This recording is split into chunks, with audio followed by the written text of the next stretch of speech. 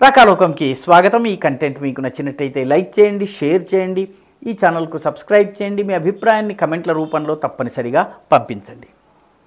హాస్పిటల్కి వెళ్ళినా, పోలీస్ స్టేషన్కి వెళ్ళినా, లేకపోతే రైల్లో మీకు టికెట్ కలెక్టర్ వచ్చినా, పోలీసులు రైల్వే పోలీస్ వచ్చినా వాళ్ళ ఛాతీ మీద వాళ్ళెవరో వాళ్ళ పేరేంటో తెలియజేయటం జరుగుతుంది.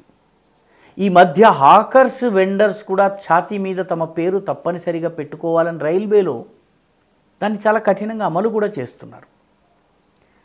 కాబట్టి ఈ రకంగా నువ్వెవరో నిన్ను నువ్వు ఐడెంటిఫై చేసుకుంటూ నీ దుకాణము లేదా నీ వ్యాపార సంస్థకు నీ పేరు, నీ వ్యాపార సంస్థ పేరు అందరికీ తెలిసేలాగా పెట్టుకోవాలి అని గనక ప్రభుత్వం ఆదేశించిందనుకోండి, ఇందులో మతం ఉందా? ఇందులో మతం కేవలము ఈ భారతదేశంలో ఉన్నటువంటి ఓటు బ్యాంకు రాజకీయ నాయకులకు, సూడో సెక్యులర్లకి, అదేవిధంగా లెఫ్ట్ ఇల్లిబరల్స్కి మాత్రమే కనిపిస్తుంది. ఉత్తరప్రదేశ్ ప్రభుత్వము ఇటీవల ఒక ఆదేశం జారీ చేసింది. ముఖ్యంగా ముజఫర్నగర్ జిల్లా పరిధిలో ఉన్నటువంటి అధికారులు ఆదేశం జారీ చేశారు. దాని ప్రకారము కావడి యాత్ర జరిగే సమయంలో ఆ దారి వెంబడే ఉండేటటువంటి దుకాణదారులు ఎవరైతే ఉన్నారో వాళ్ళు తమ దుకాణం పేరు, తమ పేరు తప్పనిసరిగా తెలియజేయాలి అని చెప్పి వాళ్ళు అన్నారు.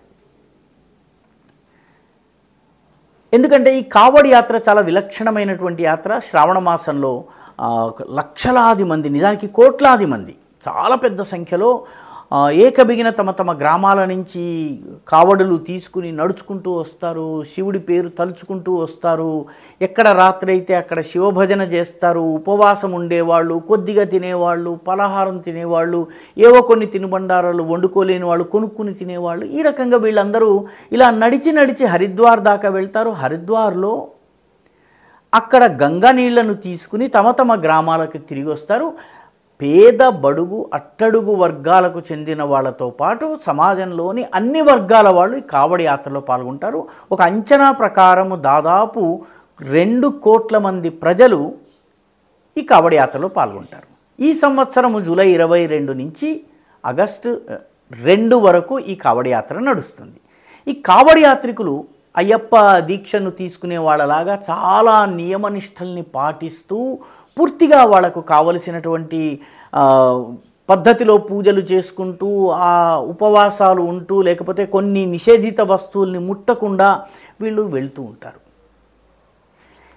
వీళ్ళు సర్వసాధారణంగా కోరుకునేది ఏంటంటే, అయ్యప్ప భక్తులు ఏ రకంగానైతే దక్షిణాదిలో ఉన్నటువంటి అయ్యప్ప భక్తులు ఈ సమయంలో వండుకుని తింటారు, వండుకోలేకపోతే అయ్యప్ప భక్తుల కోసము మేము నియమనిష్టలతో వండాము అని రాసినటువంటి దుకాణానికి వెళ్ళి కొనుక్కుంటారు. ఇది ఎవరికి తప్పనిపించదు దక్షిణ భారతదేశంలో, ఎందుకంటే అయ్యప్పలు మనందరికీ అలవాటు కాబట్టి. కావడి యాత్రికులు కూడా ఈ రకంగా నియమనిష్టలతోటి తాము కోరుకున్నటువంటి పద్ధతిలో వండి వంటలు తయారు చేసి అమ్మే వాళ్ళ దగ్గర కొనాలని కోరుకోవడం అనేది వాళ్ళ హక్కు, అది వాళ్ళ అధికారం. వినియోగదారుడు కూడా ఏ దుకాణంలోంచి ఏం కొనుక్కోవాలి, ఎంత కొనుక్కోవాలనేది వినియోగదారుడి హక్కు.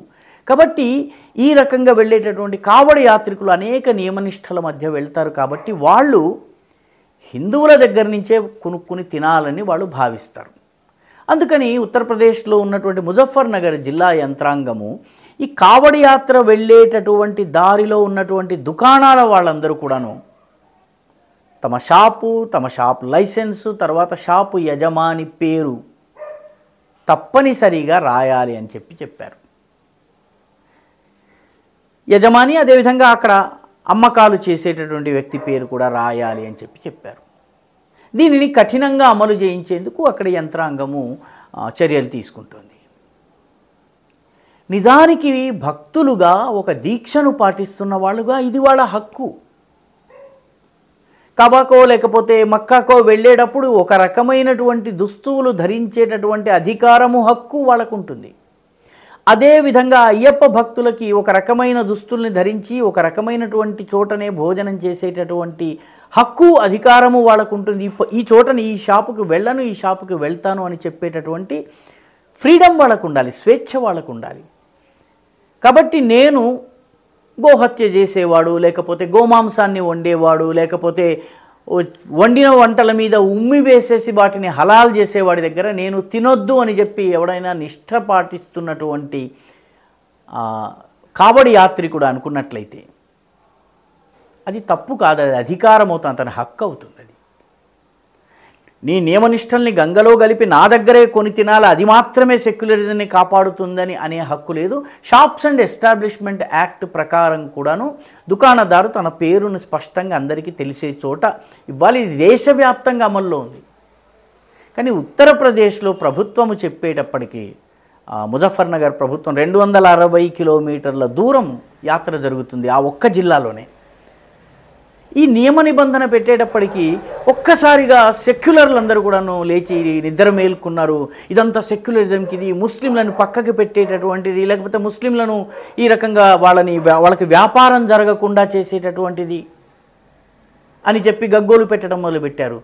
చాలామంది దుకాణం పేరు రాస్తే చాలు కదా, ఈ పేరు ఎందుకు రాయాలి అని చెప్పి కూడా అడుగుతున్నారు. దుకాణం పేరు గణేష్ అని రాసుకుంటాడు, దాన్ని ఒక అహ్మద్ అనేవాడు నడుపుతున్నాడు. ఇది వాస్తవానికి మోసం అవుతుంది, కస్టమర్లని మోసం చేయటం అవుతుంది. కస్టమర్లని మోసం చేయటం అనేది వినియోగదారుల చట్టం క్రింద నేరం అవుతుంది. కాబట్టి సొంత పేరు చెప్పుకోలేకుండా వ్యాపారం చేస్తున్నాడంటే దొంగ వ్యాపారం అయి ఉండాలి.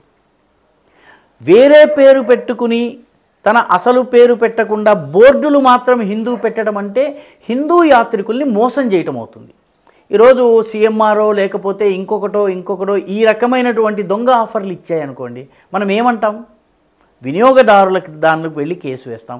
దాదాపు ఇదే రకమైనటువంటి పరిస్థితి ఉత్తరప్రదేశ్లోని శ్రద్ధాళువులు, భక్తులు, అనేక నియమనిష్టల్ని పాటించేటటువంటి కావడి యాత్రికులు కూడా ఉంది.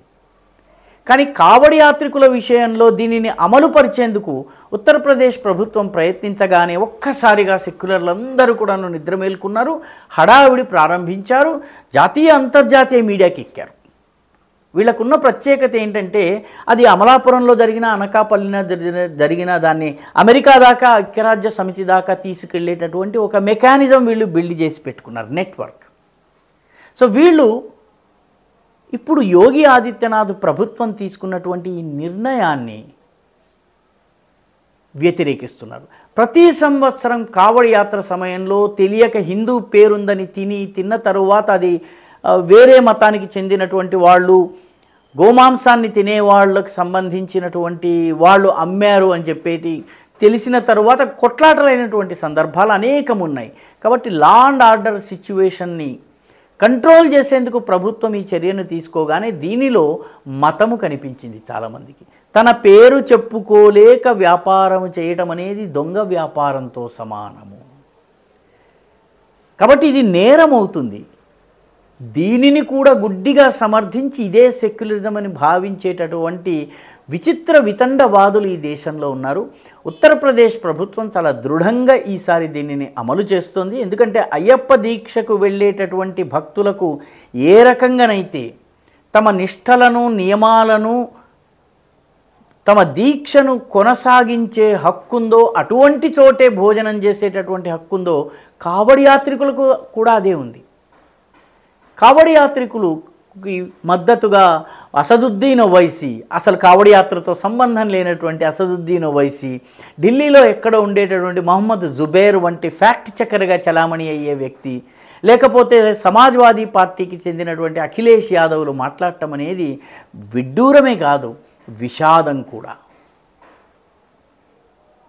ఈ వీడియో మీకు నచ్చినట్టయితే లైక్ చేయండి, షేర్ చేయండి, ఈ ఛానల్కు సబ్స్క్రైబ్ చేయండి. మీ అభిప్రాయాన్ని కమెంట్ల రూపంలో తప్పనిసరిగా పంపించండి.